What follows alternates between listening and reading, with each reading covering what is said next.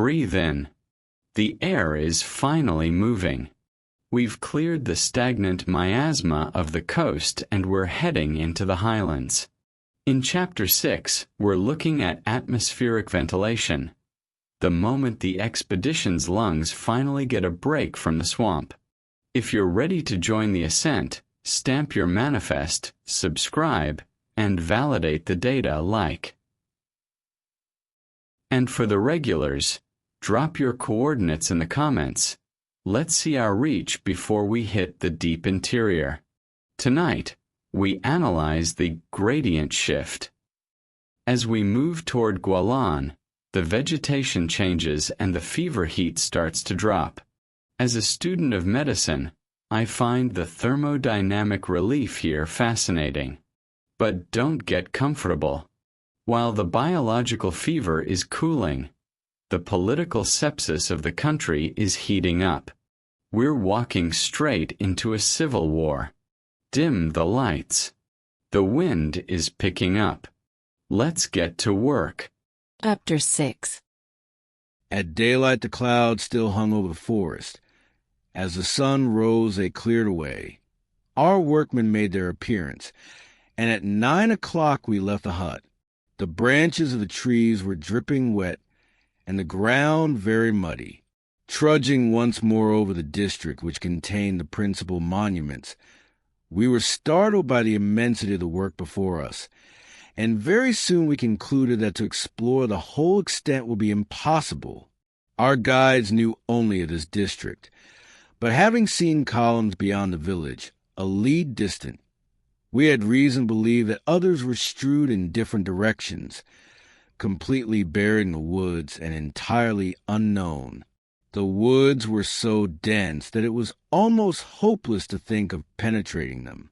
The only way to make a thorough exploration would be to cut down the whole forest and burn the trees. This was incompatible with our immediate purposes, might be considered taking liberties, and could only be done in the dry season. After deliberation, we resolved first to obtain drawings of the sculptured columns. Even in this there was great difficulty. The designs were very complicated and so different from anything Mr. Catherwood had ever seen before as to be perfectly unintelligible. The cutting was in very high relief and required a strong body of light to bring up the figures, and the foliage was so thick and the shades so deep that drawing was impossible.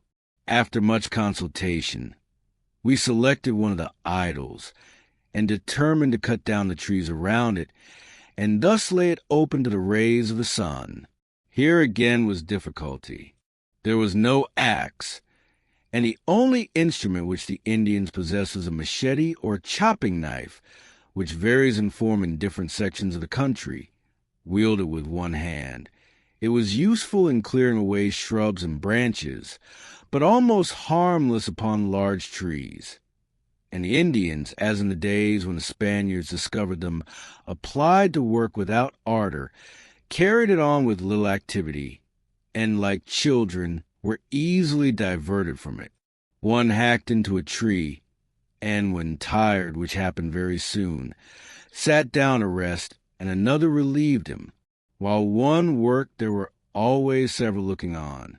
I remembered the ring of the woodman's axe in the forest at home, and wished for a few long-sided Green Mountain boys. But we had been buffeted into patience, and watched the Indians while they hacked with their machetes, and even wondered that they succeeded so well. At length the trees were felled and dragged aside, a space cleared around the base, Mr. C.S. drawing stand set up, and he set to work. I took 2 mestizos, Bruno and Francisco, and, offering them a reward for every new discovery, with a compass in my hand, set out on a tour of exploration. Neither had seen the idols until morning of our first visit, when they followed in our train to laugh at Los Ingleses, but very soon they exhibited such an interest that I hired them. Bruno first attracted my attention by his admiration, as I suppose, of my person, but I found it was in my coat, which was a long shooting frock with many pockets, and he said that he could make one just like it, except the skirts. He was a tailor by profession, and in the intervals of a great job upon a roundabout jacket, worked with his machete, but he had an inborn taste for the arts. As we passed through the woods, nothing escaped his eye, and he was professionally curious touching the costumes of the sculptured figures. I was struck with the first development of their antiquarian taste. Francisco found the feet and legs of the statue and Bruno a part of the body to match, and the effect was electric upon both. They searched and raked the ground with their machetes till they found the shoulders, and set it up entire except the head, and they were both eager for the possession of instruments with which to dig and find this remaining fragment. It is impossible to describe the interest with which I explored these ruins. The ground was entirely new. There were no handbooks or guides. The whole was a virgin soil. We could not see 10 yards before us, and never knew what we should stumble upon next. At one time we stopped to cut away branches and vines which concealed the face of a monument, and then to dig around and bring to light a fragment, a sculptured corner of which protruded from the earth. I leaned over with breathless anxiety while the Indians worked, and an eye, an ear, a foot, or a hand was disentombed. And when the machete rang against the chiseled stone, I pushed the Indians away and cleared out the loose earth with my hands. The beauty of the sculpture, the solemn stillness of the woods, disturbed only by the scrambling of monkeys and the chattering of parrots, the desolation of the city and the mystery that hung over it, all created an interest higher, if possible, than I had ever felt among the ruins of the old world. After several hours' absence, I returned to Mr. Catherwood, and reported upwards of 50 objects to be copied. I found him not so well pleased as I expected with my report. He was standing with his feet in the mud, and was drawing with his gloves on, to protect his hands from the mosquitoes. As we feared, the designs were so intricate and complicated, the subject so entirely new and unintelligible, that he had great difficulty in drawing. He had made several attempts, both with the camera lucida and without, but failed to satisfy himself, or even me, who was less severe in criticism. The idol seemed to defy his art. 2 monkeys on a tree on one side appeared to be laughing at him, and I felt discouraged and despondent. In fact, I made up my mind, with a pang of regret, that we must abandon the idea of carrying away any materials for antiquarian speculation, and must be content with having seen them ourselves. Of that satisfaction nothing could deprive us. We returned to the hut with our interest undiminished, but sadly out of heart as the result of our labors. Our luggage had not been able to cross the river, but the blue bag which had caused me so many troubles was recovered. I had offered $1 reward, and Bartolo, the heir apparent of the lesseeship of our hut, had passed the day in the river, and found it entangled in a bush upon the bank. His naked body seemed glad of its accidental washing, and the bag, which we supposed to contain some of Mr. C.'s drawing materials, being shaken, gave out a pair of old boots, which however were at that time worth their weight in gold, being waterproof, and cheered Mr. Catherwood's drooping spirits, who was ill with a prospective attack of fever and ague or rheumatism, from standing all day in the mud. Our men went home, and Francisco had orders, before coming to work in the morning, to go to Don Gregorio's and buy bread, milk, candles, lard, and a few yards of beef. The door of the hut looked toward the west, and the sun set over the dark forest in front, with a gorgeousness I have never seen surpassed. Again during the night we had rain with thunder and lightning, but not so violent as the night before, and in the morning it was again clear. That day Mr. Catherwood was much more successful with his drawing. Indeed, at the beginning the light fell exactly as he wished, and he mastered the difficulty. His preparations too were much more comfortable as he had his waterproofs, and stood on a piece of oiled canvas, used for covering luggage on the road. I passed the morning in selecting another monument, clearing away the trees and preparing it for him to copy. At 1 o'clock Augustine came to call us to dinner. Don Miguel had a patch of beans from which Augustine gathered as many as he pleased, and with the fruits of a standing order for all the eggs in the village, being 3 or 4 a day, strings of beef and bread and milk from the hacienda, we did very well. In the afternoon we were again called off by Augustine, with a message that the alcalde had come to pay us a visit. As it was growing late, we broke up for the day and went back to the hut. We shook hands with the alcalde and gave him and his attendants cigars, and were disposed to be sociable. But the dignitary was so tipsy he could hardly speak. His attendants sat crouching on the ground, swinging themselves on their knee joints, and though the positions were different, reminding us of the Arabs. In a few minutes the alcalde started up suddenly, made a staggering bow and left us, and they all followed, Don Miguel with them.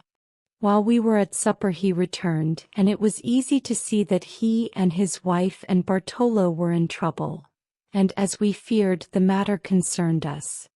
While we were busy with our own affairs, we had but little idea what a sensation we were creating in the village. Not satisfied with getting us out of his house, Don Gregorio wanted to get us out of the neighborhood. Unluckily, besides his instinctive dislike, we had offended him in drawing off some of his workmen by the high prices which, as strangers, we were obliged to pay, and he began to look upon us as rivals, and said everywhere that we were suspicious characters, that we should be the cause of disturbing the peace of Copan, and introducing soldiers and war into the neighborhood. In confirmation of this, 2 Indians passed through the village who reported that we had escaped from imprisonment, had been chased to the borders of Honduras by a detachment of 25 soldiers under Landaveri, the officer who arrested us, and that if we had been taken we should have been shot. The alcalde, who had been drunk ever since our arrival, resolved to visit us, to solve the doubts of the village, and take those measures which the presence of such dangerous persons and the safety of the country might require. But this doughty purpose was frustrated by a ludicrous circumstance. We made it a rule to carry our arms with us to the ruins, and when we returned to the hut to receive his visit, as usual, each of us had a brace of pistols in his belt and a gun in hand. And our appearance was so formidable that the alcalde was frightened at his own audacity in having thought of catechizing us, and fairly sneaked off.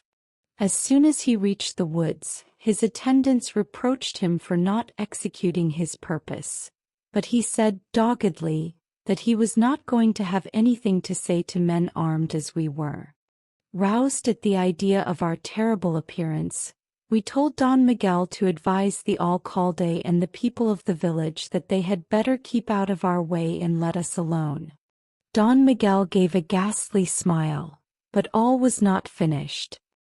He said that he had no doubt himself of our being good men, but we were suspected. The country was in a state of excitement, and he was warned that he ought not to harbor us and would get into difficulty by doing so. The poor woman could not conceal her distress. Her head was full of assassinations and murders, and though alarmed for their safety, she was not unmindful of ours. She said that if any soldiers came into the village we should be murdered, and begged us to go away. We were exceedingly vexed and disturbed by these communications, but we had too much at stake to consent to be driven away by apprehensions. We assured Don Miguel that no harm could happen to him, that it was all false and a mistake, and that we were above suspicion. At the same time, in order to convince him, I opened my trunk and showed him a large bundle of papers, sealed credentials to the government, and private letters of introduction in Spanish to prominent men in Guatemala, describing me as encargado de los negocios de los Estados Unidos del Norte, and one very special from Don Antonio Esanina, formerly colonel in the Central Army and banished by Morazan, to his brother the Marquis Esanina, the leader of the Central Party, which was dominant in that district in the Civil War then raging, recommending me very highly and stating my purpose of traveling to the country. This last letter was more important than anything else, and if it had been directed to one of the opposite party in politics, it would have been against us, as confirming the suspicion of our being enemigos. Never was greatness so much under a shade, though vexatious. It was almost amusing to be obliged to dear up our character to such a miserable party as Don Miguel, his wife, and Bartolo, but it was indispensable to relieve them from doubts and anxieties, enabling us to remain quietly in their wretched hut, and the relief they experienced, and the joy of the woman in learning that we were tolerably respectable people, not enemies, and not in danger of being put up and shot at, were most grateful to us. Nevertheless, Don Miguel advised us to go to Guatemala or to General Cascara, procure an order to visit the ruins, and then return. We had made a false step in one particular. We should have gone direct to Guatemala and then returned with a passport and letters from the government. But, as we had no time to spare and did not know what there was at Copan, probably if we had not taken on the way, we should have missed it altogether. And we did not know that the country was so completely secluded. The people are less accustomed to the sight of strangers than the Arabs about Mount Sinai, and they are much more suspicious. Colonel Galindo was the only stranger who had been there before us, and he could hardly be called a stranger, for he was a colonel in the Central American service, and visited the ruins under a commission from the government. Our visit has, perhaps, had some influence upon the feelings of the people. It has, at all events, taught Don Gregorio that strangers are not easily got rid of, but I advise anyone who wishes to visit these ruins in peace to go to Guatemala first and apply to the government for all the protection it can give. As to us, it was too late to think of this, and all we had to do was to maintain our ground as quietly as we could. We had no apprehension of soldiers coming from any other place merely to molest us. Don Miguel told us, what we had before observed, that there was not a musket in the village. The quality and excellence of our arms were well known. The muleteer had reported that we were outrageous fellows and had threatened to shoot him, and the alcalde was an excessive coward. We formed an alliance, offensive and defensive, with Don Miguel, his wife, and Bartolo, and went to sleep. Don Miguel and his wife, by the way, were curious people. They slept with their heads at different ends of bed, so that, in the unavoidable accompaniment of smoking, they could clear each other. In the morning we were relieved from our difficulty, and put in a position to hurl defiance at the traducers of our character. While the workmen were gathering outside the hut, an Indian courier came trotting through the cornfield up to the door, who inquired for Señor Ministro, and pulling off his petate, took out of the crown a letter which he said he was ordered by General Cascara to deliver into the right hands.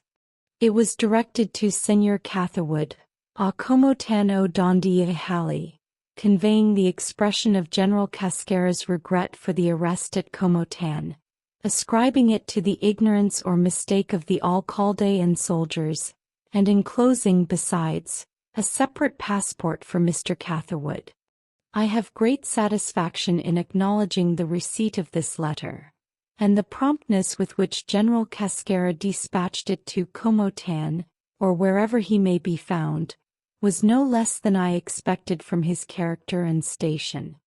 I requested Don Miguel to read it aloud, told the Indian to deliver our compliments to General Cascara, and sent him to the village to breakfast, with a donation which I knew would make him publish the story with right emphasis and discretion. Don Miguel smiled, his wife laughed, and a few spots of white flashed along Bartolo's dirty skin. Stocks rose, and I resolved to ride to the village, strengthen the cords of friendship with Don Jose Maria, visit our patients, defy Don Gregorio, and get up a party in Copan. Mr. Catherwood went to the ruins to continue his drawings, and I to the village, taking Augustine with me to fire the Bailey's guns, and buy up eatables for a little more than they were worth. My first visit was to Don Jose Maria. After clearing up our character, I broached the subject of a purchase of the ruins, told him that, on account of my public business, I could not remain as long as I desired, but wished to return with spades, pickaxes, ladders, crowbars, and men, build a hut to live in, and make a thorough exploration, that I could not incur the expense at the risk of being refused permission to do so, and in short, in plain English, asked him, "What will you take for the ruins?" I think he was not more surprised than if I had asked to buy his poor old wife, our rheumatic patient, to practice medicine upon. He seemed to doubt which of us was out of his senses. The property was so utterly worthless that my wanting to buy it seemed very suspicious.